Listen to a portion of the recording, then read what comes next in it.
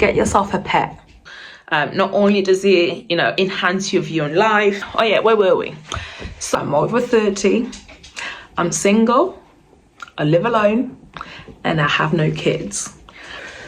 Am I actually a loser? But yeah, like I was saying, it's not gonna happen in one day. No. So tell myself that actually it's okay. Hi guys, welcome back to the channel.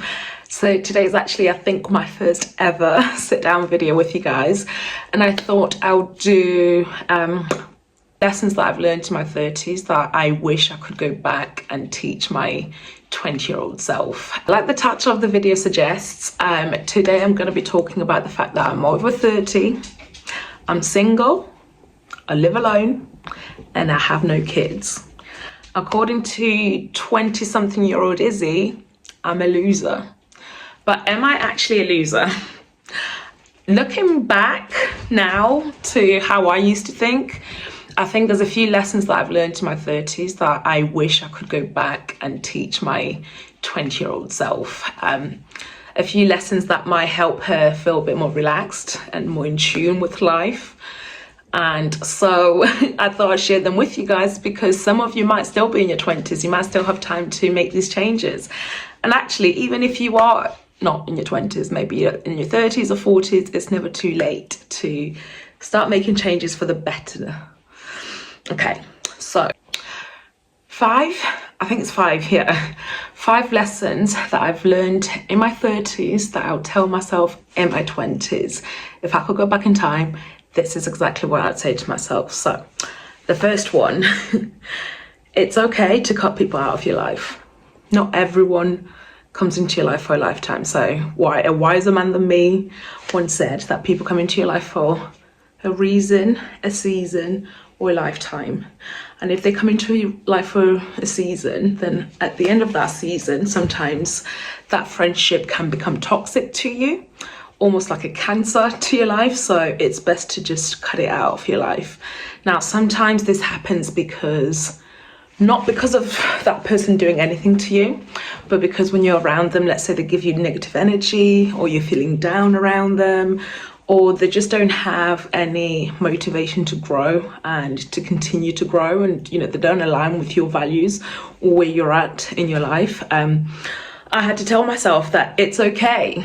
It's okay to say goodbye to a friendship, to enjoy the season of friendship that you guys had, the lessons that friendship taught you, and also to move on and say, if you come back into my life, amazing, and if you don't, we had a good time, goodbye.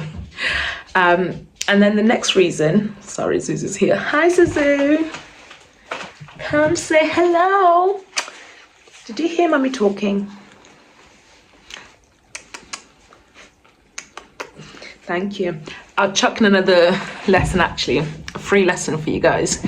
Get yourself a pet. I would say to myself in my 20s, get yourself a pet.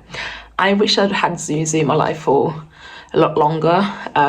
There's nothing I love more in my life right now than my perfect son. He made me a mum. Number 2 on the list, it's to lower your expectations. I know how that sounds, and hear me out. This one was a hard one for me. This is coming from a girl with a life coach, a 5-year plan, a 10-year plan. I had a vision of exactly how my life was going to look like, and it's only when I started lowering my expectations when nothing went according to plan. So nothing that went according to plan. Initially, I was meant to be married at 26, first child at 28, second one at 29. Husband gets castrated. And then I was going to be a partner in a law firm. But, obviously I'm 33, single, no kids, not married, never been married, not even close to getting married, and I'm living alone. When I lowered my expectations of what my future should look like, I was pleasantly surprised. Like, everything just started to become more pleasant, and there was less pressure in every single situation. So what if I don't have kids and I'm 33? I can have kids in whatever capacity, in whatever way that looks like later on in life. Whether that means freezing my eggs or adoption or surrogacy, no one knows. But doesn't mean that just because I don't have kids right now, I'm never not going to have kids.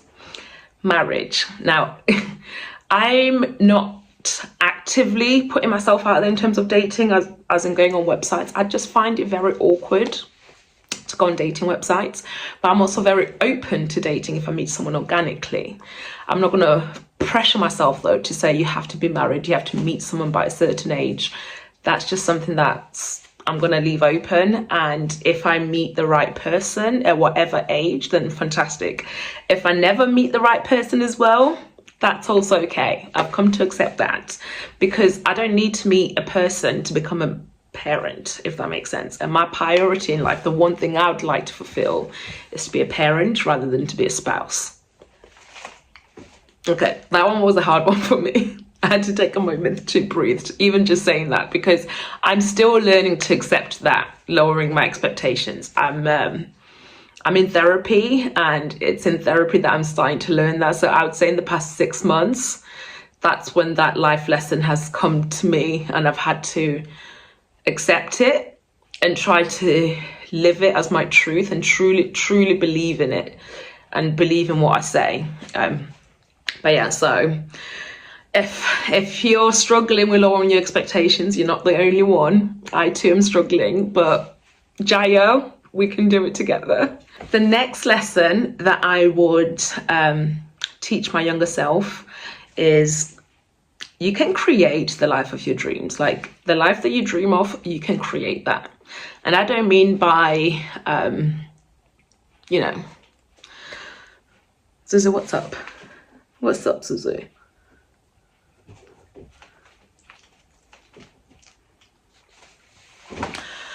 And I don't mean just by manifestation, but in a way it is manifestation, but you, again, hear me out.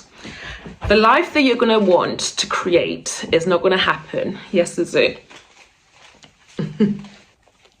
Just remember that the life that you're going to want to create is not going to happen in just one day. It took... Oh, I know.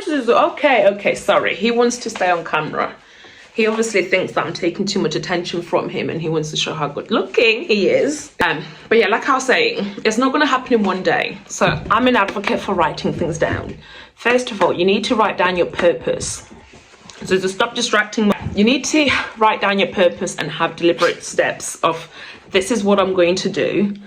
And then you need to have measurable goals as well.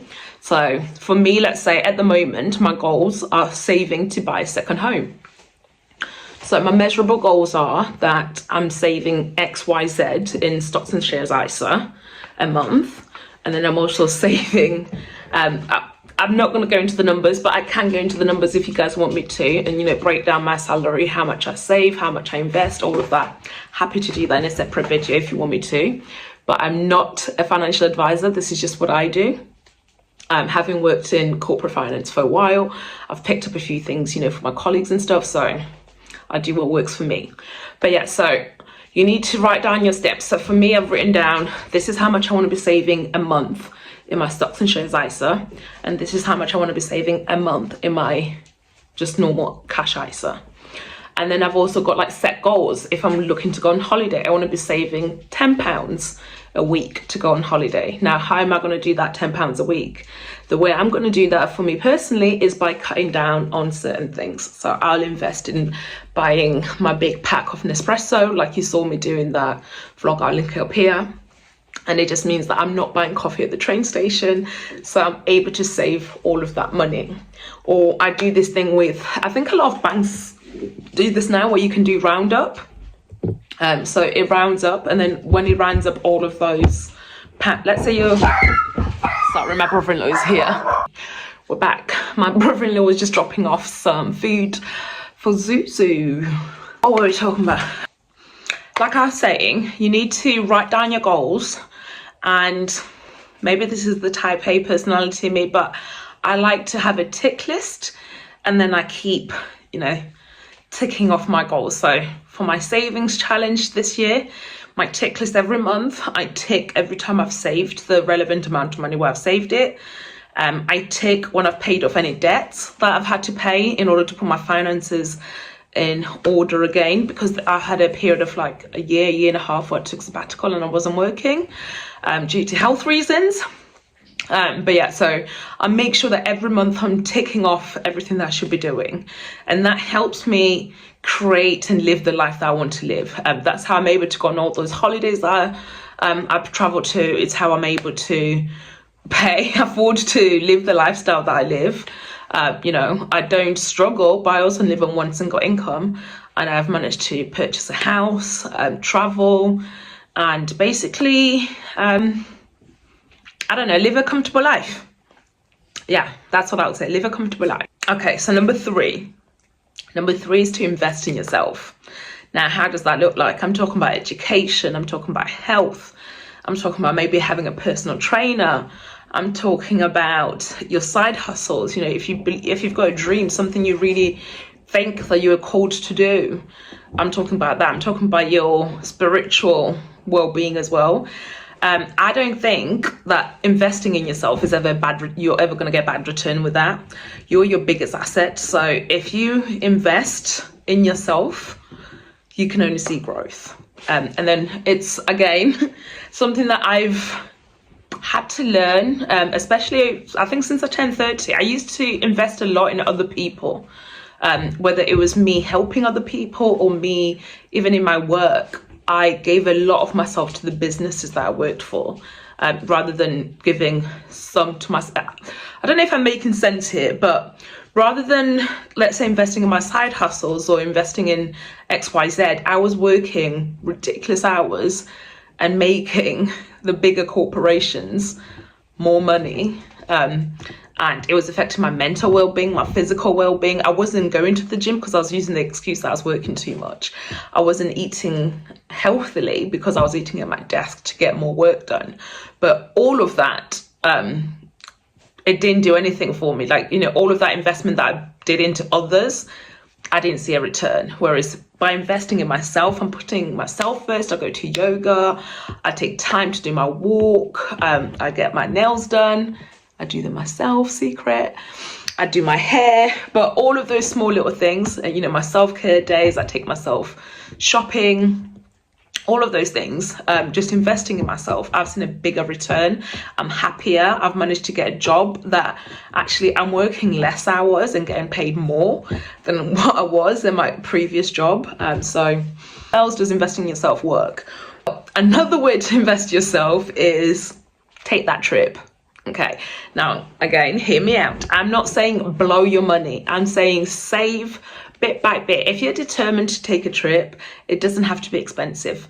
We're single, we don't have kids, so we can go and travel during the off seasons.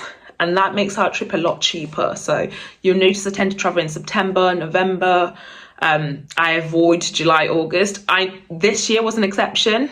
Trust me, I won't be doing that again. It was very expensive, but it was also cheaper because we went to a less touristy country. We went to the Balkans.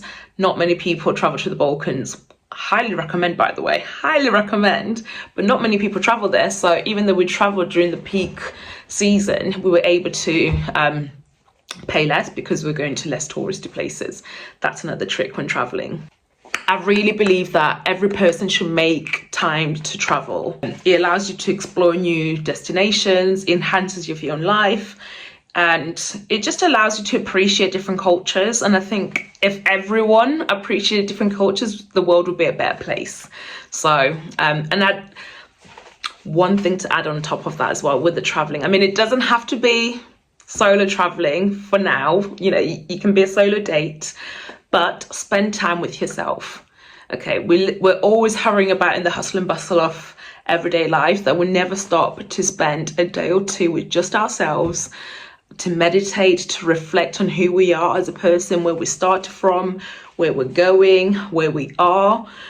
So I just think, again, challenge yourself to spend a few hours, or if you can, a day or two with just yourself. Just take yourself away on a trip, maybe go on a little weekend trip. Okay, saying this is making me want to travel. I really want to travel now. Okay, guys, so the final tip. And I guess this is the most important tip in a way. It's save money. Okay? Save money. Why? Because people who have money saved for the future or for emergencies tend to be more relaxed and tend to enjoy life a lot more. And that's what I want for myself. So that's why I've got in my finances order. It's also how I was able to survive, in my early 30s when I needed to take some time off due to health reasons. I was able to carry on paying rent, paying car payments, XYZ, because I had money saved, and I was able to take that time to reflect on myself and work on myself and allow myself to heal. So if you want an easier life, a more relaxed life, a slower pace of life, make sure you're saving. Okay, enjoy your life as it is, plan for the future, but live in the present, because the present is meant to be enjoyed. That's why it's called the present.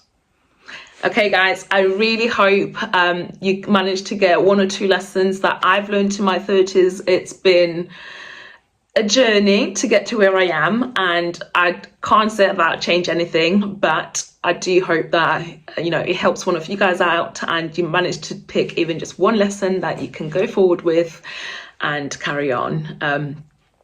Thank you so much for watching this video, and I hope I'll see you in the next one. Bye.